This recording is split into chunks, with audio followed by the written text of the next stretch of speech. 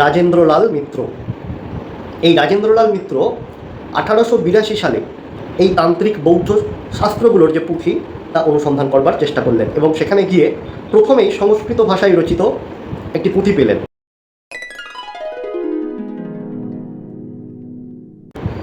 বাংলা ভাষা ও সাহিত্য চ্যানেলে আপনাদের প্রত্যেককে স্বাগত। আমাদের এই চ্যানেলের উদ্দেশ্য হলো যারা বাংলা ভাষা ও সাহিত্য বিষয়ে নতুন করে পড়াশোনা করছেন বা শুরু করছেন, তাদের ভাষা ও সাহিত্যের একাধিক বা বিভিন্ন আঙ্গিকগুলোকে সুস্পষ্ট করানো বা করা, এবং সেই সঙ্গে যারা বাংলা ভাষা ও সাহিত্য সম্পর্কে দীর্ঘদিন পড়াশোনা করছেন বা এই বিষয় নিয়ে, তাদের প্রতিটা বিষয় নতুন করে ঝালিয়ে দেওয়া বা ঝালিয়ে নেওয়া, যাই বলুন না কেন। এবং আমরা এই চেষ্টাটিকে বারবার করে যাব যে বিষয়গুলো সম্পর্কে যে আমাদের ধারণা ছিল সেই ধারণাগুলোকে আরও সুস্পষ্ট করে ফেলা বা করে রাখা। প্রতিটা সময় বাংলা ভাষা ও সাহিত্যের বেশ কতগুলো দিক, যে দিকগুলোকে আমরা সবসময় মাথার মধ্যে যাতে রাখতে পারি। আমাদের আলোচনার সময় কোনো বিষয় যদি বুঝতে অসুবিধা হয় তাহলে অনুরোধ করব আপনারা কমেন্ট করে জানাবেন। আমি পরবর্তী ক্লাসে সেই বিষয়গুলোকে আরও পরিষ্কার করবার চেষ্টা করব। আমাদের আজকের বিষয় হলো যে বাংলা ভাষা ও সাহিত্যের যে প্রাচীনতম নিদর্শন চর্যাপদ, সেই চর্যাপদের আবিষ্কারের প্রসঙ্গটা নিয়ে। আমরা আগের দিন জেনেছিলাম যে চর্যাপদ যে সময়ে রচিত হয়েছিল, অর্থাৎ যে প্রাচীন বাংলার সময়কালে, সেই প্রাচীন বাংলা ভাষাটি এলো কোথা থেকে। অর্থাৎ একটা ভাষা, যে ভাষাটার আধুনিক স্তরে আমরা এখন এসে পৌঁছেছি বা এবং আমরা সেই সময় দিয়ে যাচ্ছি, তাহলে আধুনিক কথাটা যখন আমি বলছি, সুতরাং তার প্রাচীনত্ব আছেই। প্রাচীনত্ব যেহেতু আছে, সুতরাং তার উৎপত্তির ইতিহাসও আছে। সেই উৎপত্তির ইতিহাসটি আমরা আগের ক্লাসে আলোচনা করেছিলাম। এখন সেই উৎপত্তির সময়কালে বা উৎপত্তি হওয়ার পর সেই সময়ে কোনো সাহিত্য ওই ভাষাতে রচিত হয়েছিল কি না তাও আমরা জেনেছি কি যে চর্যাপদ নামক সাহিত্য আবিষ্কৃত হয়েছিল। এখন ওই চর্যাপদ আবিষ্কার কিভাবে হলো সেই বিষয়টি আজকের ক্লাসে আমরা আলোচনা করব। আবিষ্কারের সম্পর্কে, মানে চর্যাপদ আবিষ্কারের সম্পর্কে আমরা মোটামুটি প্রাথমিকভাবে যেটুকু জানি সেটা হলো 1907 সালে চর্যাপদ আবিষ্কৃত হয়েছিল নেপালের রাজদরবারের গ্রন্থাগার থেকে, এবং তা আবিষ্কার করেছিলেন পণ্ডিত হরপ্রসাদ শাস্ত্রী তথা মহামহোপাধ্যায় হরপ্রসাদ শাস্ত্রী। এখন মনের মধ্যে একটা প্রশ্ন জাগে, আচ্ছা, হরপ্রসাদ শাস্ত্রী 1907 সালে নেপালে গেলেন, রাজদরবারের গ্রন্থাগারে খুঁজলেন, পুঁথি খুঁজলেন এবং সেখান থেকে আবিষ্কার করে ফেললেন চর্যাপদের পুঁথি। অর্থাৎ গেলেন আর পেয়ে গেলেন, এতটাই কি সহজ ব্যাপার ছিল? উত্তর হলো না। আর সবথেকে বড় বিষয় হচ্ছে, তিনি নেপালে গেলেন কেন? তিনি তো ভারতের পশ্চিমবঙ্গের মানুষ, তিনি হঠাৎ করে নেপালে চলে গেলেন কেন? একটা পুঁথি খুঁজতে নিশ্চয়ই কোনো তার আগের কোনো কেউ গিয়েছিল নিশ্চয়ই, যা তার সূত্র ধরে সেখানে গিয়ে পৌঁছেছিলেন। আমরা এই বিষয়ে আলোকপাত করব আমাদের এই ক্লাসে। মূলত নেপাল ও তিব্বত, যে এই অঞ্চলে যে সমস্ত বৌদ্ধ শাস্ত্র বা তান্ত্রিক গ্রন্থগুলো, এই গ্রন্থগুলোর উপর প্রথম দৃষ্টি পড়েছিল হচ্ছে বিদেশি পর্যটকদের।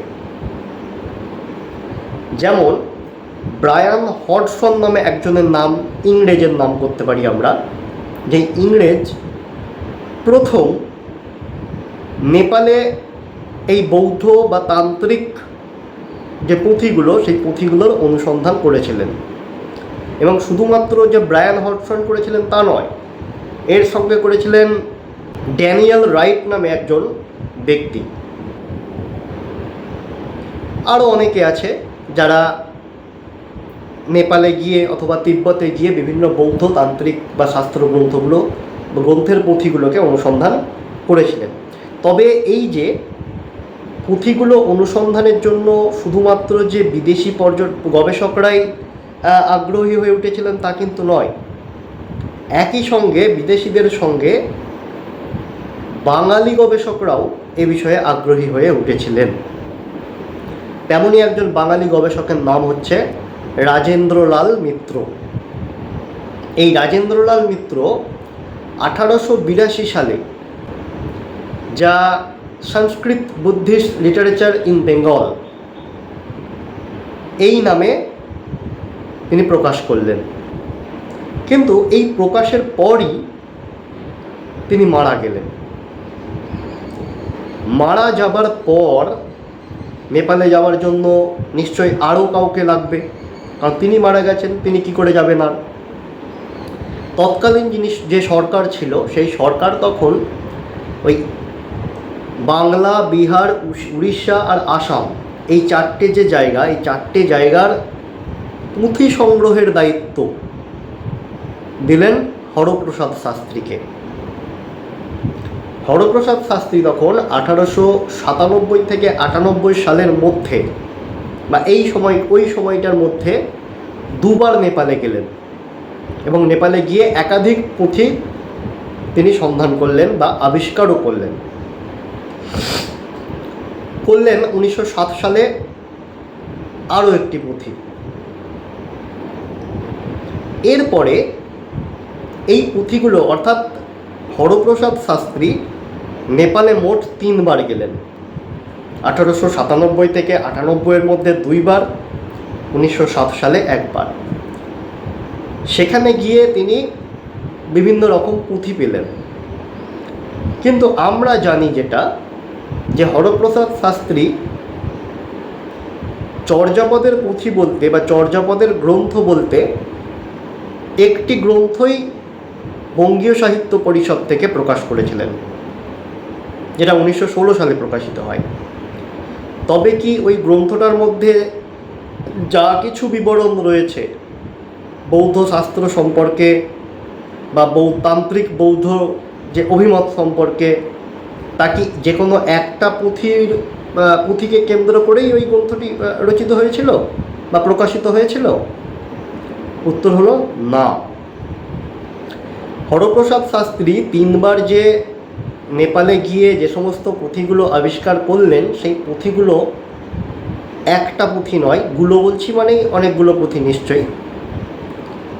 সেই পুঁথিগুলোর নাম যথাক্রমে, প্রথমটি হচ্ছে চর্যাচর্য বিনিশ্চয়, তার পরবর্তী পুঁথি হচ্ছে সরহপাদের দোহা ও অদয়ব্রজের সংস্কৃতে রচিত সহজামনাই পঞ্জিকা নামক একটি টিকা। তাহলে 2টো পুঁথি গেল। 3 নম্বর পুঁথিটা হচ্ছে কৃষ্ণাচার্যের দোহা ও মেখলা টিকা। কৃষ্ণাচার্যের দোহা ও মেখলা নামক একটি টিকা, যেটা আচার্যপাদের রচিত। ওই মেখলা টিকা হচ্ছে আচার্যপাদের রচিত বা রচনা। এর সঙ্গে আরও একটি পুঁথি, যে পুঁথিটির নাম হচ্ছে ডাকার্ণবের পুঁথি। এই 4টি পুঁথি একসঙ্গে, তাহলে 4টে পুঁথি আমরা কি কি পাচ্ছি? একটা হচ্ছে চর্যাচর্য বিনিশ্চয়, শেষ পুঁথিটা হচ্ছে ডাকার্ণবের পুঁথি, মাঝের 2টো পুঁথি হচ্ছে একটা সরহপাদের দোহা ও অদয়ব্রজের সংস্কৃতে রচিত সহজামনাই পঞ্জিকা নামক পুঁথি বা টিকা, আর একটা হচ্ছে কৃষ্ণাচার্যের দোহা ও আচার্যপাদের সংস্কৃতে রচিত মেখলা নামক টিকা। এই 4টে পুঁথিকে একসঙ্গে করে 1916 সালে বঙ্গীয় সাহিত্য পরিষদ থেকে তিনি প্রকাশ করলেন একটি গ্রন্থ। সেই গ্রন্থটার নাম দিলেন 1000 বছরের পুরাণ বাঙ্গালা ভাষায় বৌদ্ধ গান ও দোহা। এই গ্রন্থটা প্রকাশের পরই বিভিন্ন রকম জল্পনা শুরু হয়ে গেল, কারণ হরপ্রসাদ শাস্ত্রী বলেছিলেন যে এই সবকটা পুঁথিই নাকি প্রাচীন বাংলা ভাষায় রচিত। কিন্তু একাধিক সমালোচকেরা দেখলেন, বা পরে যখন এই বিষয়টা সমালোচনার বিষয় হয়ে উঠল, তখন দেখা গেল যে শুধুমাত্র প্রথম পুঁথিটাই বাংলা ভাষায় লেখা, অর্থাৎ চর্যাচর্য বিনিশ্চয়। বাকি যে তিনটে পুঁথি, সেই তিনটে পশ্চিমা অপভ্রংশ ভাষায় রচিত। এবার পশ্চিমা অপভ্রংশ ভাষা কি? এই পশ্চিমা অপভ্রংশ ভাষা জানতে গেলে আমাদের আগের ক্লাসটা একবার দেখে নিতে হবে, পশ্চিমা অপভ্রংশ ভাষা কোথা থেকে এসেছে। তবু আমি এখানে সংক্ষেপে একবার পশ্চিমা অপভ্রংশ সম্পর্কে বলে দিই যে আমরা ভারতীয় আর্য ভাষার যে বিভিন্ন স্তর বিভাজনটা দেখেছিলাম, সেখানে দেখেছিলাম যে প্রাচীন ভারতীয় আর্য ভাষায় যে 4টি কথ্য উপভাষার সন্ধান পেয়েছি, কী কী? প্রাচ্য, উদিচ্য, মধ্যদেশীয়, আর একটা হচ্ছে দাক্ষিণাত্য। এই মধ্যদেশীয় ও দাক্ষিণাত্যের থেকে দুটো প্রাকৃতের জন্ম হয়েছিল। একটা হচ্ছে পশ্চিমা, আর একটা হচ্ছে দক্ষিণ পশ্চিমা প্রাকৃত। মধ্য ভারতীয় আর্য ভাষার প্রাথমিক স্তরে এসে এই কথ্য পশ্চিমা প্রাকৃত রূপ পরিবর্তন করলো কী নামে? সাহিত্যিক পশ্চিমা প্রাকৃত। যে সাহিত্যিক পশ্চিমা প্রাকৃতটা মধ্য ভারতীয় আর্য ভাষার দ্বিতীয় স্তরে এসে কী নামে কী পরিবর্তিত হলো? দ্বিতীয় স্তরে এসে হলো ষৌড়সেনী প্রাকৃত। এইবার তৃতীয় স্তরে এসে ষৌড়সেনী প্রাকৃত থেকে হলো ষৌড়সেনী অপভ্রংশ, বা তারপরে ষৌড়সেনী অপভ্রংশ অবহট্ট। এই ষৌড়সেনী অপভ্রংশ অবহট্ট হচ্ছে পশ্চিমা প্রাকৃতের অংশ, এবং এই ষৌড়সেনী অপভ্রংশ অবহট্ট যা মধ্য ভারতীয় আর্য ভাষার শেষ স্তর, যা নব্য ভারতীয় আর্য ভাষায় এসে হিন্দি ভাষার জন্ম দিল। তাহলে একটা বিষয় আমরা বুঝতে পারছি যে বাকি তিনটে পুঁথি যে পশ্চিমা অপভ্রংশে রচিত বলে সমালোচকেরা মনে করেন, তাহলে এই মত অনুসারে ওই বাকি তিনটে পুঁথি হয়তো হিন্দি ভাষায় রচিত। এও গেল, তাহলে একটা পুঁথি আমরা পেলাম চর্যাচর্য বিনিশ্চয়, যেটা বাংলা ভাষায় রচিত। কোন বাংলা ভাষায়? প্রাচীন বাংলা। কেন প্রাচীন বাংলা? কারণ বাংলা ভাষা শুরুই হচ্ছে সেই সময়টা, যে সময় ওই কথা সাহিত্যটা রচিত হয়েছিল।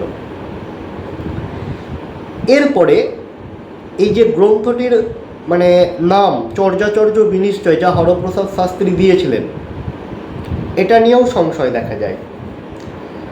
কারণ প্রবোধচন্দ্র বাগচি পরবর্তীকালে চর্যাপদের তিব্বতী অনুবাদের টিকা আবিষ্কার করেছিলেন। যদিও প্রবোধচন্দ্র বাগচি নিজে থেকেই আবিষ্কার করে ফেলেছিলেন হুট করে, তা কিন্তু নয়। সুনীতি কুমার চট্টোপাধ্যায়ের তথ্যের সূত্র ধরে প্রবোধচন্দ্র বাগচি চর্যাপদের তিব্বতী অনুবাদের টিকা আবিষ্কার করেছিলেন, এবং সেই টিকা অনুসারে চর্যাগীতিগুলোর বা চর্যাচর্য বিনিশ্চয়ের প্রকৃত নাম হচ্ছে চর্যাগীতি কোশবৃত্তি। এবং বলা হয় এই চর্যাপদের তিব্বতী অনুবাদটি হচ্ছে মূল পুঁথি। সেই অনুসারে আমরা বলতে পারি যে চর্যাপদের প্রকৃত নাম হচ্ছে চর্যাগীতি কোশবৃত্তি। তাহলে আজকের এই ক্লাসে আমরা যেটা জানলাম সেটা হচ্ছে চর্যাপদ আবিষ্কার হঠাৎ করে হয়ে যায়নি, কতগুলো ধাপের মধ্য দিয়ে হয়েছে। একজন গেছে, সে কিছু তথ্য আবিষ্কার করেছে বা পুঁথি আবিষ্কার করেছে, তার সূত্র ধরে আরও একজন গেছে, সে একবার নয়, দুবার নয়, 3বার গিয়ে বিভিন্ন রকম পুঁথি আবিষ্কার করেছে। তারপরে সেই পুঁথিগুলোকে একসঙ্গে করে একটি গ্রন্থরূপে প্রকাশ করেছে। সেই প্রকাশ করবার পর তা নিয়ে সংশয় দেখা গেছে। পরবর্তীকালে সুনীতি কুমার চট্টোপাধ্যায়ের হাত ধরে আরও একজন গেছে, বা তথ্যের সূত্র ধরে আরও একজন গেছেন, গিয়ে তিনিও কিছু আবিষ্কার করেছেন। সেই গ্রন্থ যা চর্যাগীতি কোশবৃত্তি নামে প্রকাশিত হয়েছে বা পরিচিত হয়েছে। এবং আমরা সবশেষ জানতে পারলাম চর্যাপদের প্রকৃত নাম বা চর্যাগীতির প্রকৃত নাম হচ্ছে চর্যাগীতি কোশবৃত্তি। এই গেল হচ্ছে আমাদের চর্যাপদের আবিষ্কারের ইতিহাস। আমরা আশা করছি এই ক্লাসের মধ্য দিয়ে চর্যাগীতির আবিষ্কার সম্পর্কে একটা পরিষ্কার ধারণা দিতে পেরেছি। আশা করব আপনারা উপকৃত হবেন ক্লাসের মধ্য দিয়ে। যদি কিছু উপকার হয় ওতেই আমার অনেক বড় পাওয়া হবে। তাই ধন্যবাদ। আজকের ক্লাসটি এই পর্যন্তই। পরবর্তী ক্লাসে আমরা চর্যাপদের রচনাকাল এবং চর্যাপদের কবি পরিচিতি এই প্রসঙ্গগুলো নিয়ে আলোচনা করব। মূলত রচনাকালটাই আমাদের পরবর্তী ক্লাসের মুখ্য বিষয় হতে পারে বা হবে। ধন্যবাদ।